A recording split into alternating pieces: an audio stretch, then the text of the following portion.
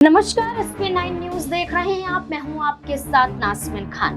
उत्तर प्रदेश की 14 लोकसभा सीटों पर छठे चरण में मतदान होने हैं। छठा चरण यानी कि 25 मई को, और 25 मई के मतदान से पहले आज चुनाव प्रचार प्रसार थम जाएगा। और उत्तर प्रदेश की 14 लोकसभा सीटों में से एक लोकसभा सीट की बात करें तो वो यहाँ पर अपना दल का कहीं ना कहीं गढ़ भी कहा जाता है, या कहें कि सपा की मजबूती इस सीट पर देखने को मिलती आई है। और ये सीट है फूलपुर की सीट, वो सीट जिस सीट को लेकर अपना दल कमेरावादी प्रमुख पल्लवी पटेल ने अखिलेश यादव के साथ 36 का आंकड़ा पैदा कर लिया था, जहां पल्लवी पटेल की नाराजगी देखने को मिली थी, जहां पल्लवी पटेल समाजवादी पार्टी से चाहती थी कि 3 सीटें तो उन्हें मिलती हुई नजर आए। 3 सीटों में मिर्जापुर, कौशाम्बी और फूलपुर की थी, लेकिन समाजवादी पार्टी की तरफ से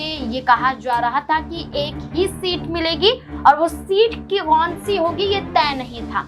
लेकिन पल्लवी पटेल ने यहाँ पर गठबंधन को तोड़ लिया और पीडीएम के तहत एआईएमआईएम के साथ जुड़ गई।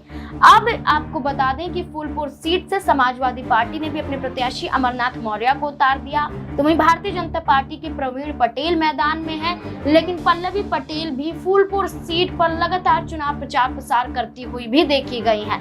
अब पल्लवी पटेल तो दावा कर रही हैं, लेकिन क्या फूलपुर की सीट जो उनके पिता की सीट मानी जाती थी सोने लाल की, वही देखा जाए तो यहाँ पर मां कृष्णा पटेल के चुनाव लड़ने की भी बातें थी, लेकिन कृष्णा पटेल को भी चुनावी मैदान में नहीं उतारा गया। खुद चुनाव नहीं लड़ रही है पल्लवी पटेल और समाजवादी पार्टी के साथ 3 सीटों को लेकर झगड़ा करती हुई नजर आई थी। अब देखना होगा कि फूलपुर सीट पर चुनाव होगा तो क्या कुछ यहाँ पर समीकरण बनता हुआ नजर आएगा। पल्लवी पटेल की वापसी क्या फिर सपा में होती हुई दिखाई देगी या फिर नहीं? इस पूरे मुद्दे को लेकर आपकी राय क्या है? कमेंट बॉक्स में जरूर बताएं।